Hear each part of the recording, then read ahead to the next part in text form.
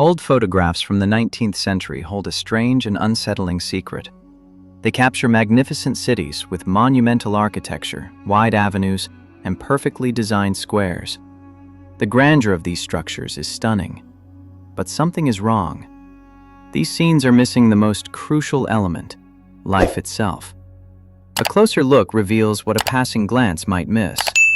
The cities are practically empty. The houses have chimneys, but no smoke rises from any of them, suggesting there is no warmth or comfort inside. We see vast metropolises that should be bustling with trade and daily activity, filled with thousands of people going about their business. Yet the photos show only one or two random passers-by. Their lonely figures only emphasize the scale of the ghostly emptiness around them. This strange, unnatural emptiness raises a series of disturbing questions. If these cities were abandoned, why? Where did their former inhabitants disappear to, leaving behind entire metropolises in perfect condition? And perhaps the most important and intriguing question: where did the new people come from to fill this void and breathe new life into these stone giants? Official history sidesteps these anomalies, offering standard explanations that don't hold up against the sheer scale of the phenomenon. It feels as if a whole layer of our past has been deliberately erased or distorted. But this isn't just a historical puzzle hidden away in dusty archives. The key to solving it may lie in another equally massive and mysterious event of that era: the sudden and inexplicable appearance of hundreds of thousands, if not millions, of orphans all over the world. It was in the 19th century that countless orphanages, foundling homes, and charitable institutions began to spring up like mushrooms after the rain across the planet. Their scale is astonishing. According to official records, one such institution alone took in about 4,500 infants, and it was just one of many. A partial list from open sources names more than 64 large orphanages founded in Great Britain alone during that period. And even that list is far from complete. The number of children left without parental care was so vast that researchers still can't determine the real figures. This phenomenon became a global event. But how could such a colossal number of orphans appear at one single moment in history? Why did their stories, which never made it into the record books, simply vanish, forgotten and erased from collective memory? Is this connected to the empty cities frozen in old photographs? These questions remain unanswered. But one thing is clear: official history isn't giving us the full picture. What if these two phenomena, empty metropolises and countless orphans, are parts of a single global process hidden from us? A process that could be called a great migration or even a complete reset of civilization. This wave of orphanhood that swept the world in the 19th century wasn't just a tragic series of events. It was a phenomenon on a scale that is difficult to comprehend. Across Europe, America, Russia, and even Australia, a global network of institutions was rapidly built to house the endless stream of parentless children. These weren't just modest charity homes. They were enormous, sometimes palace-like buildings capable of holding thousands. Overcrowded orphanages and foundling homes became as much a feature of the era as steam engines and gas lamps. The endless flow of infants and older children required a whole infrastructure that seemed to appear out of nowhere to handle this demographic anomaly. Of course, official history tries to explain this surge with wars, the Industrial Revolution, and high mortality rates from disease. While these factors certainly played a role, can they fully account for the colossal numbers? Wars leave orphans, but those are usually localized tragedies. Here we're talking about a global, widespread phenomenon that lasted for decades. Epidemics claimed many lives, but could they have created such a specific imbalance, leaving behind millions of children without any care, as if their parents had simply vanished? If you add up all the known conflicts and diseases of that time, the numbers still don't match. The scale of the problem was so immense that it goes beyond conventional historical explanations, suggesting some kind of catastrophe or event that has been erased from our history. It is here that the two great mysteries of the 19th century begin to merge into one disturbing picture. On one hand, we have majestic but lifeless cities, silent witnesses to a bygone civilization.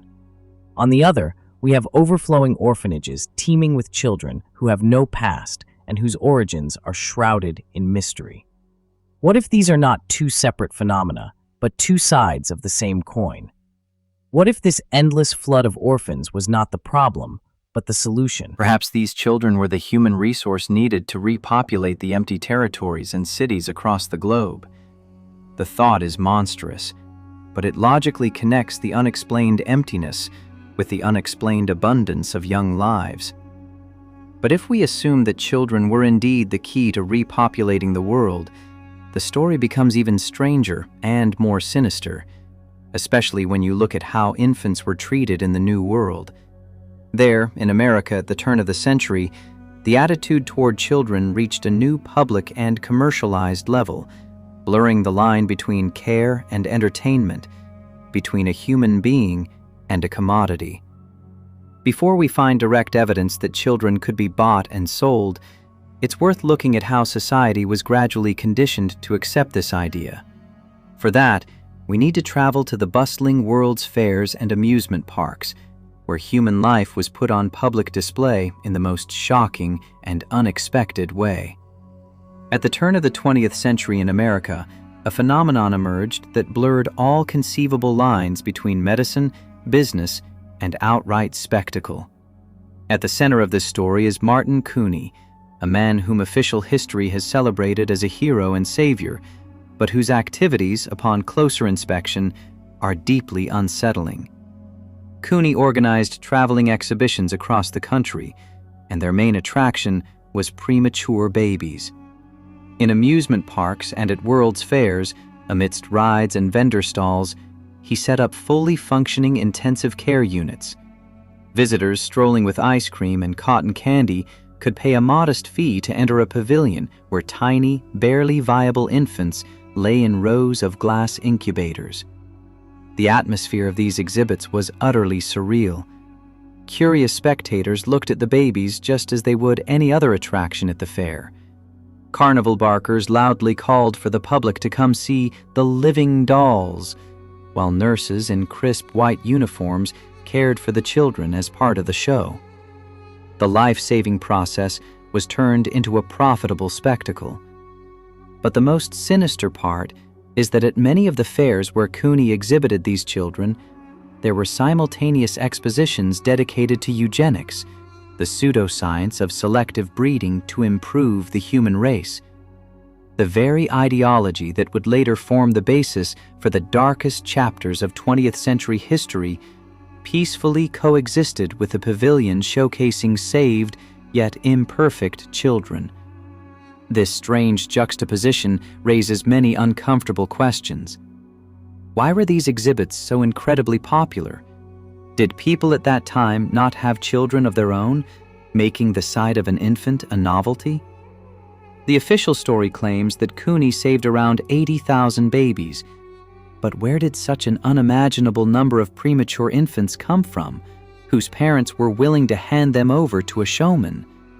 Can we believe that America at that time had a large enough population to account for the birth of so many babies needing such care? The story seems highly questionable. Was this something more than just saving lives?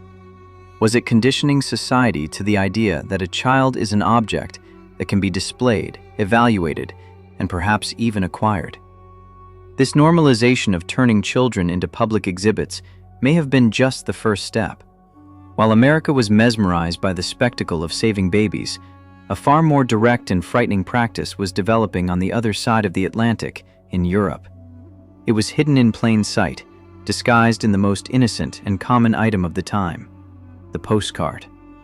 What at first glance looked like quirky vintage humor or sentimental art was actually something else entirely. It was a quiet but effective tool for carrying out transactions we don't speak of today. This hidden mechanism found its perfect expression in the most mundane item of that era, the postcard. In the early 20th century, a whole genre of visual culture appeared that today is baffling and disturbing. It was a massive series of postcards, numbering in the thousands, dedicated to babies.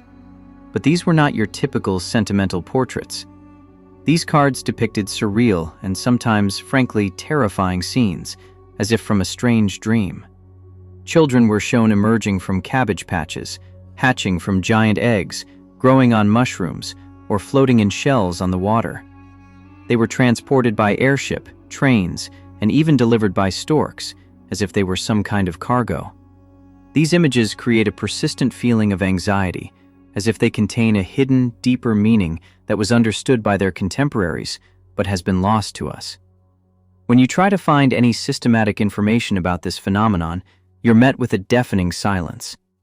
It seems as though this part of history was deliberately hidden or simply swept under the rug because of its controversial nature. There are no official catalogs or serious studies dedicated to this style. The only vague mention can be found in a little-known book which admits that little is known about the history of these postcards, but notes their influence on surrealist artists, including Salvador Dalí himself. This information vacuum only deepens the suspicion that we are looking at more than just peculiar art, but something far more significant and sinister. They feel as if they've been torn from their historical context, left to us as silent artifacts of a forgotten era. A gradual deciphering begins when you pay attention to the details and inscriptions. Although most of the postcards are written in French, their popularity wasn't limited to France. Collections include examples from the United States with American postage stamps, as well as German and Dutch cards. This indicates that the phenomenon was international, even global. The inscriptions, which at first seem part of the overall surreal design, start to form a single, shocking system upon closer inspection. This was not just a collection of random images, but a whole language understood by people all over the world. A language that described a process beyond our modern understanding of morality. At first glance, one might dismiss all this as strange vintage humor, a peculiar aesthetic of a bygone era. Indeed, many of the images seem amusing and cute. But what if this is just a mask, hiding the true purpose of these messages from the past? What if we translate the captions on these postcards literally, setting aside any assumption of metaphor or jest? Brace yourself, because what we will find there is not just strange. It has the power to overturn our understanding of what was considered normal just a century ago, and will forever change your perception of the past. The veil of artistic whimsy and vintage humor is torn away the moment we stop seeing these postcards as metaphors and start reading them literally. The key to this code is a simple but chilling phrase that repeats on dozens of images with frightening regularity. It's the French expression à vendre, which translates literally to for sale. This is not a hint, not an allegory, and not a joke. It is a direct, unambiguous announcement that turns a surreal scene into a commercial offer. And once this fact becomes clear, the entire collection of these strange postcards is cast in a completely different, sinister light. This wasn't just art. These were catalogs. Let's look at these images as advertisements of their time. One card depicts a whole fairground scene under a sign that reads, "Modern Baby Bazaar." Below are the terms, which could belong to any store. Free entry. We fear no competition. Everything is for sale. And at the end, the most chilling line, emphasizing the finality of the deal. We do not accept returns. This establishment presents itself as trustworthy, yet clearly states its no-return policy, implying that a child is a commodity that becomes the buyer's full responsibility after purchase. On another postcard showing babies among cabbages, an invitation reads, "Choose. The little ones have just grown." The very wording, grown, is more suited to describing a harvest than living people, pulling us deeper into this monstrous logic. But the height of this commercial cynicism is found on postcards where each child has a kind of resume, a list of their consumer qualities. Infants sit in baskets, each with a caption designed to persuade a potential buyer to make a choice. I will be good. I won't wet the bed. I am cheerful. I will love you. I am cute. This is nothing less than a product description aimed at a target audience: childless couples or families looking for an addition. It's a window into a disturbing era when children were treated as objects with specific features and even a no-return policy. And if you step back from analyzing the text and just look into the faces of the children depicted on these cards, it's unsettling. Many of them look unhappy. Some are crying or clearly frightened. There are images where children are locked in cages like pets for sale. The caption on one such postcard leaves no room for imagination. Children for sale. Do you want a baby? This isn't funny or cute. It's a reminder of how radically different social norms and moral values were just a century ago. This isn't art. It's a marketplace. These postcards were more than just advertisements. They revealed the entire system behind this phenomenon. They hint not only at the sale, but also at the process of producing and delivering children. Popular folk images that we've come to see as harmless tales may have actually been a reflection of this global logistics network. Let's look at how this system worked and what role cabbage patches, stork couriers, and other seemingly fairy tale elements played in it. If we accept the theory of a global child trafficking system, many of the myths and fairy tales we grew up with take on a completely different, disturbing meaning.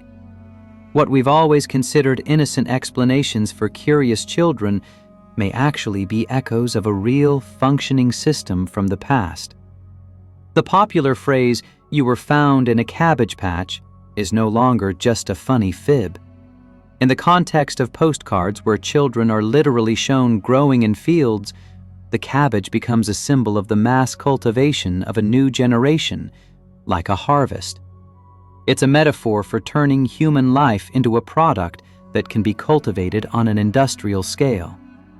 Similarly, the image of a stork bringing a baby in its beak might not be just a beautiful legend, but a symbolic representation of a complex delivery and logistics network.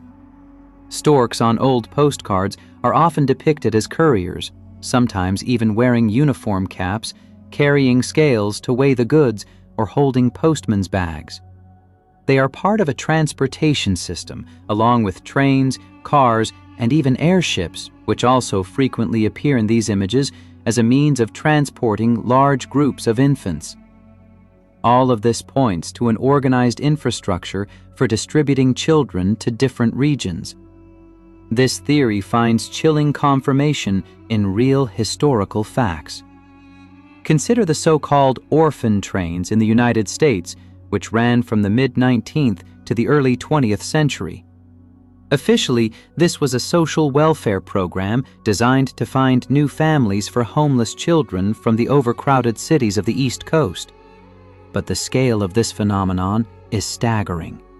More than 200,000 children were transported and distributed to farms and small towns in the Midwest.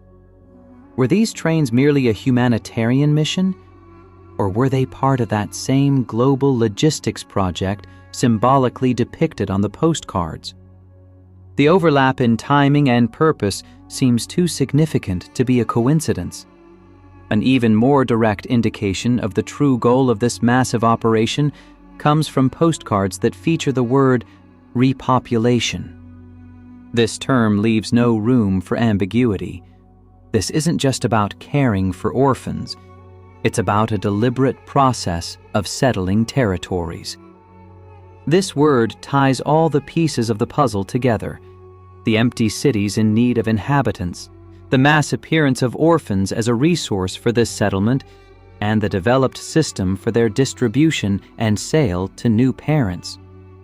If we assume that children were indeed cultivated in vast numbers and then systematically distributed around the world to settle cities left empty after some catastrophe, it leads us to one final and perhaps most terrifying question. A question that challenges the very foundations of our understanding of history and ourselves. When all the pieces of this incredible puzzle fall into place, A picture emerges that is so vast and monstrous that the mind refuses to accept it.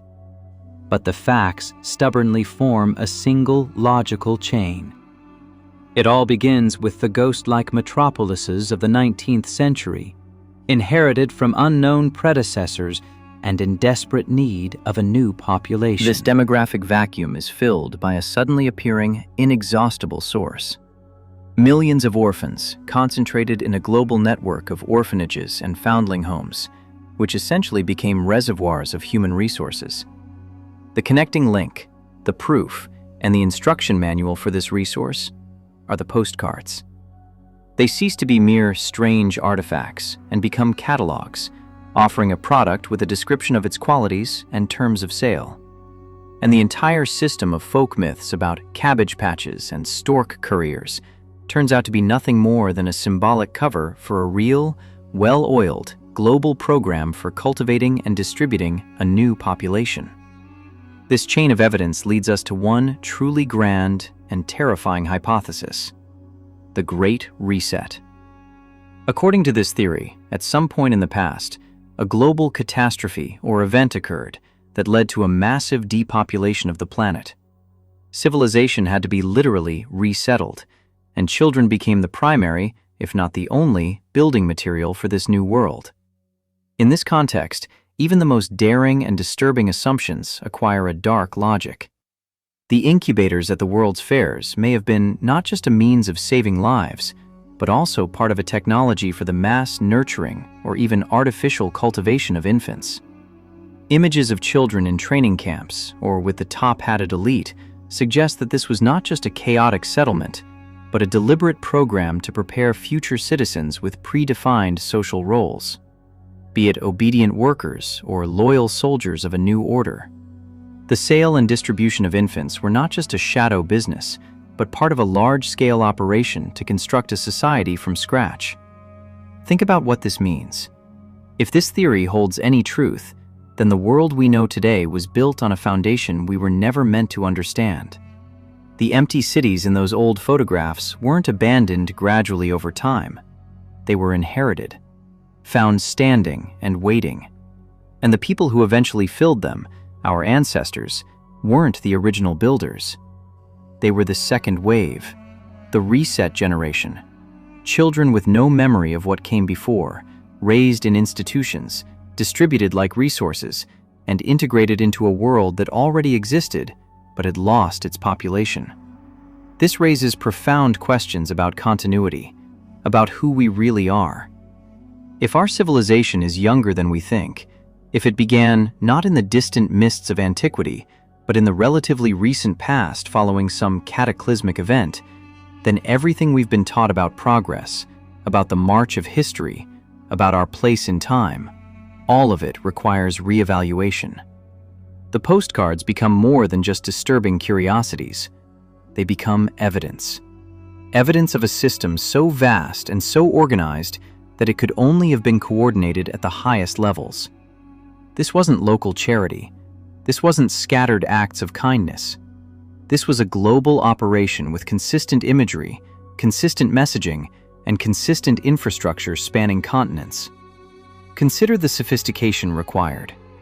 The printing and distribution of thousands upon thousands of these cards across multiple countries. The establishment of massive orphanages capable of housing thousands of children simultaneously. The transportation networks to move these children from central collection points to their final destinations.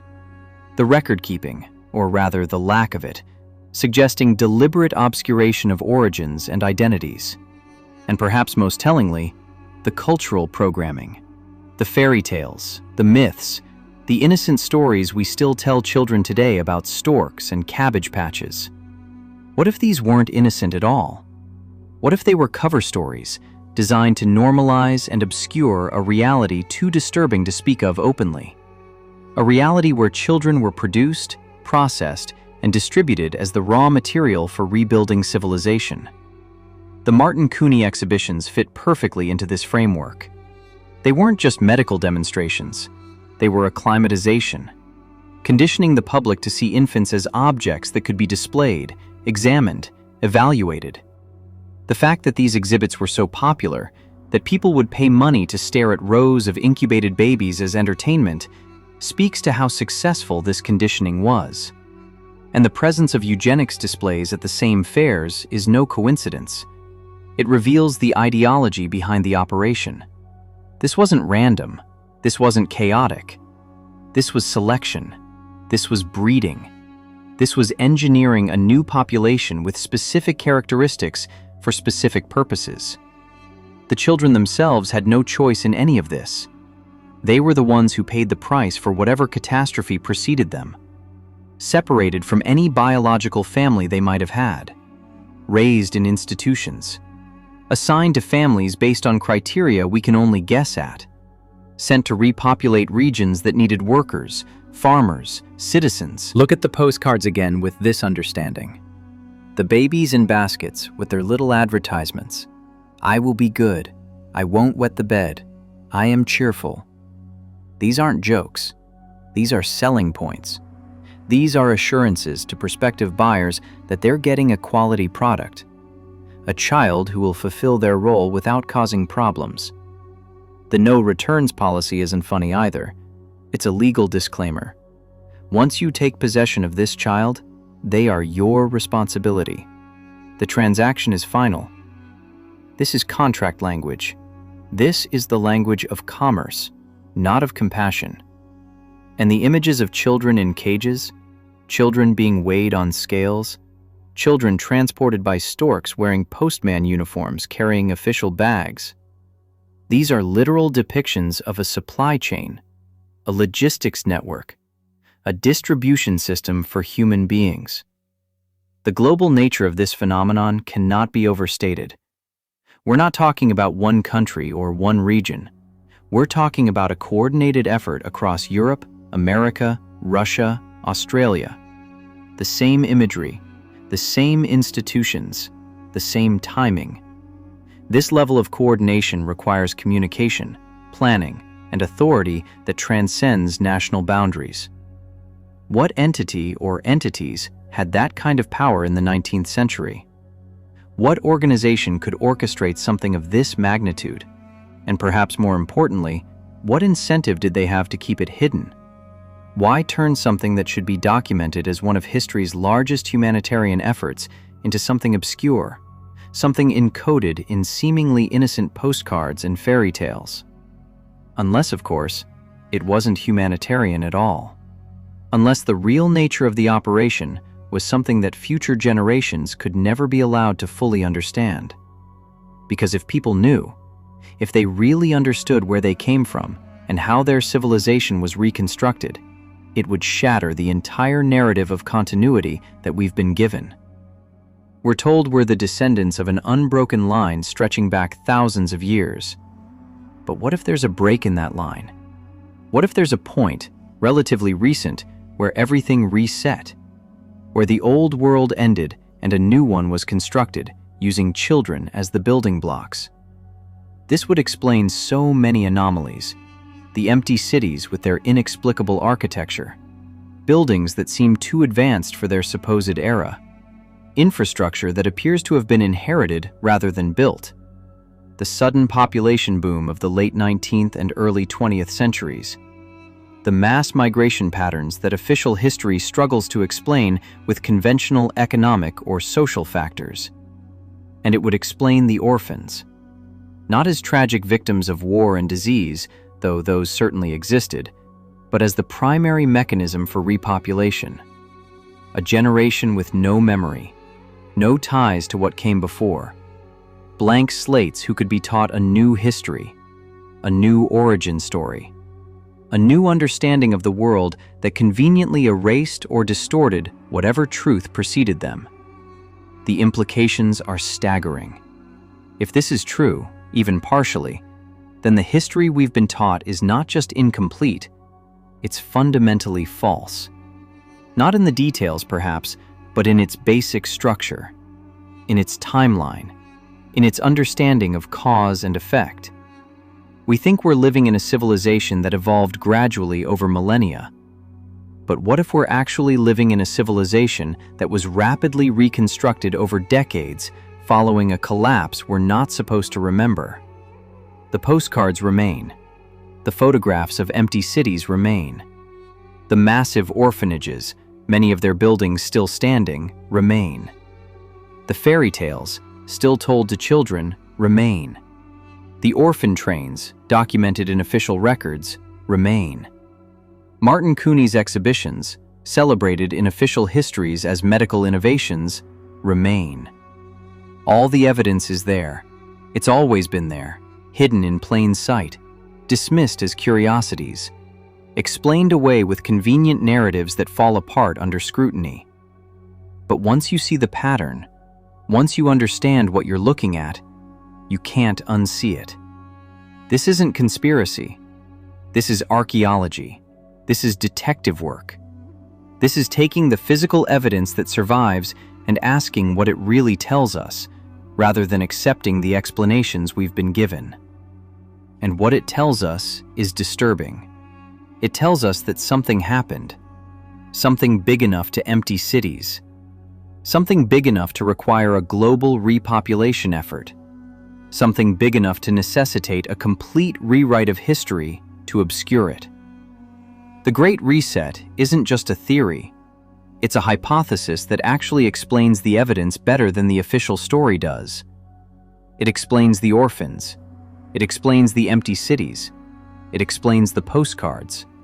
It explains the sudden infrastructure. It explains the fairy tales.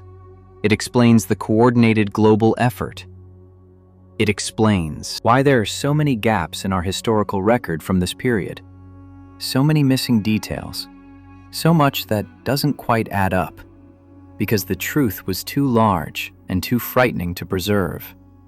So it was encoded, hidden, transformed into myths and legends and quirky vintage postcards that people would collect without understanding their true meaning. But meanings have a way of surviving. Truth has a way of persisting, even when it's been deliberately obscured. And now, more than a century later, we can look at these artifacts with fresh eyes and ask the questions that should have been asked all along. Where did all these children really come from? Why were there so many of them? Why were they treated this way? Why was it all documented so openly at the time, yet forgotten so thoroughly afterward? The answers point to something our history books never taught us: a break in continuity, a reset, a reconstruction, a repopulation. Using children as the resource, using institutions as the mechanism, using fairy tales and postcards as the manual, and using time and forgetfulness to bury the truth. Could it be that the most famous and beloved children's fairy tales we tell our kids are actually a cover-up for one of the darkest and most extensive operations in human history? Is it possible that our past hides a secret so profound that it was preferable to turn it into innocent myths so that future generations would never ask uncomfortable questions? Official history is silent, but these postcards, these silent witnesses from the past, speak for themselves, inviting us to look at our civilization from a completely different, unsettling angle. The evidence is there, the questions remain, and the truth, whatever it fully is, lies waiting to be rediscovered in the artifacts that were never quite destroyed, only hidden, only obscured, only transformed into something we'd look at without truly seeing.